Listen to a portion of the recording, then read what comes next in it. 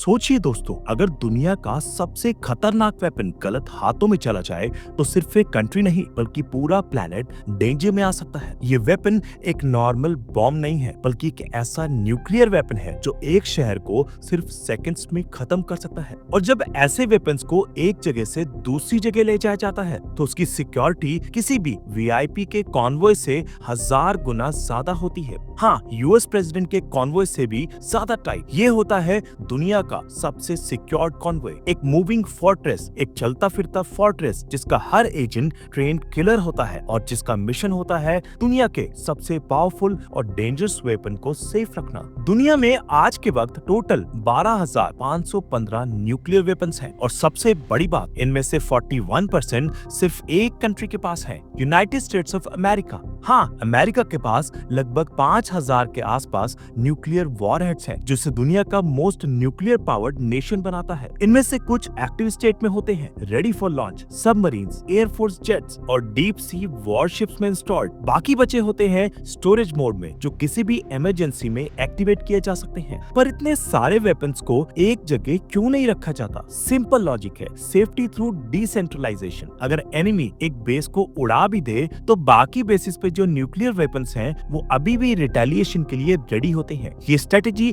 एक chess game की तरह है। हर पॉन, रूक और क्वीन स्ट्रेटेजिकली प्लेस किए जाते हैं ताकि किंग को बचाया जा सके। न्यूक्लियर वेपन्स को ज्योग्राफिकली स्प्रेड करने से एनिमी के लिए इम्पॉसिबल हो जाता है एक साथ सबको टारगेट कर पाना। अब सवाल उठता है कि जब ये न्यूक्लियर वेपन्स ऑलरेडी सेफ जगहों पे हैं, तो उनके शिफ्ट करने की जरूरत क्या पड़ती है? तो जवाब है मेंटेनेंस और मॉनिटरिंग। न्यूक्लियर वॉरहेड्स में यूरेनियम या प्लूटोनियम होता है जिसका स्टेबिलिटी लेवल टाइम के साथ बदलता रहता है। अगर एक वॉरहेड कई साल तक इनएक्टिव पड़ा रहे तो उसका इंटरनल मैकेनिज्म खराब हो सकता है, उसके सेंसर्स फेल हो सकते हैं और वर्स्ट केस में ब्लास्ट होने का खतरा भी हो सकता है। इसलिए रेगुलर हेल्थ चेकअप जैसे ही इन न्यूक्लियर वेपन्स की भी मेंटेनेंस जरूरी होती है और ये काम होता है सिर्फ एक ही जगह, अल्ट्रा सिक्योर फेडरल फैसिलिटीज में। इसीलिए अमेरिका ने एक खास एजेंसी बनाई है, नेशनल न्यूक्लियर सिक्योरिटी एडमिनिस्ट्रेशन यानी एनएनएसए। ये एजेंसी सिर्फ और सिर्फ न्यूक्लियर वेपन्स की सेफ्टी, मूवमेंट और टेक्निकल इंटेग्रिटी के लिए बनाई गई है। यहाँ के ऑफिसर्स, एजेंट्स और इंजीनियर्स सब हाईली ट्रेंड होते हैं। इनका काम होता है एसओपीज बनाना, कॉन्वॉय डिजाइन करना और इंश्योर करना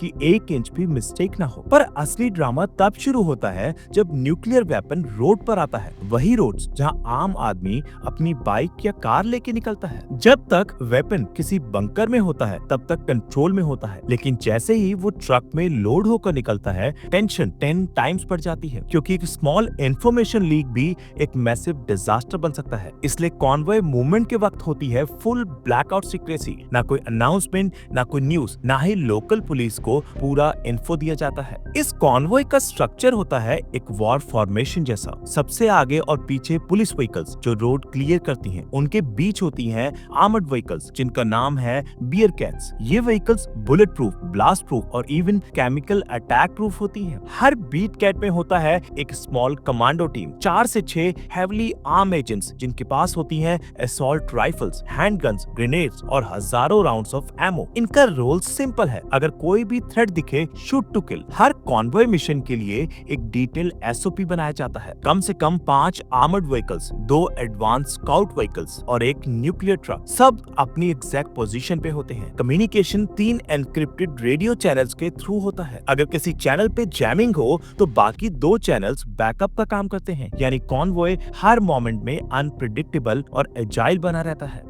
अगर किसी भी वजह से अटैक हो जाए तो एक्टिवेट होता है इमरजेंसी रिस्पांस प्रोटोकॉल। कॉन्वॉय का control room 24/7 real time surveillance करता है, GPS tracking, CCTV footage, drone monitoring, सब कुछ। अगर कुछ सस्पिशियस डिटेक्ट होता है तो बैकअप फोर्स तुरंत डिस्पैच होती है, लेकिन वो बैकअप पहले कॉन्वॉय के साथ एक सीक्रेट कोड एक्सचेंज करती है ताकि पता चले कि वो असली फोर्स है या डिस्गाइज्ड अटैकर्स। जब तक कोड मैच ना हो तब तक किसी पर भरोसा नहीं किया जाता।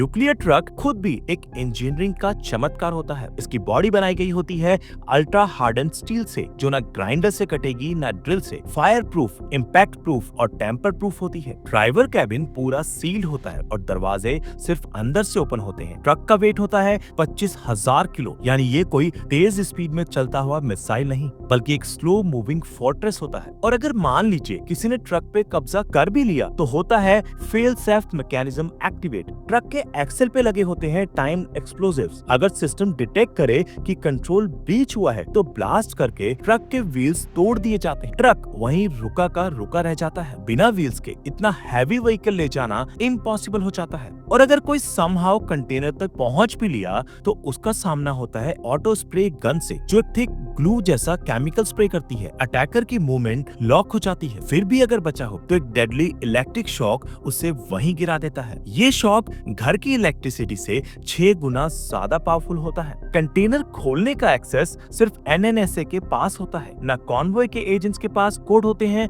न कोई बैकअप फोर्स उसे ओपन कर सकती है। जो भी इलीगल तरीके से ओपन करने की कोशिश करेगा उसका एंड एश्योर्ड है। कॉन्वॉय के ऊपर हमेशा हेलीकॉप्टर्स मंडराते रहते हैं। इनमें होते हैं स्नाइपर्स, सर्विलेंस ऑफिसर्स और एक और बैकअप स्क्वाड। अगर कोई भी इमरजेंसी आए तो ये चॉपर टीम तुरंत नीचे उतर के एक्शन ले सकती है। हेलीकॉप्टर्स फ्यूल खत्म होने से पहले दूसरे चॉपर्स उनकी जगह ले लेते हैं बिना कॉन्वॉय का प्रोटेक्शन तोड़े। अब बात करते हैं रिकॉर्ड की। अमेरिका ने आज तक हजारों बार न्यूक्लियर वेपन्स को ट्रांसपोर्ट किया है, लेकिन एक भी बार कोई अटैक सक्सेसफुल नहीं हुआ। ना कोई वेपन चोरी हुआ, ना ही कोई सिक्योरिटी ब्रीच। ये सिर्फ एक कंट्री का डिसिप्लिन नहीं, बल्कि एक वार्निंग है पूरी दुनिया के लिए। दोस्तों, जब हम आज न्यूज में न्यूक्लियर टेंशंस की हेडलाइन देखते हैं तो सोचना चाहिए कि इन वेपन्स के पीछे का सिस्टम कितना डेंजरस और कॉम्प्लेक्स होता है। एक छोटी सी गलती और पूरा देश, पूरी दुनिया एक न्यूक्लियर डिजास्टर का शिकार हो सकता है। इसीलिए अमेरिका जैसी कंट्रीज ने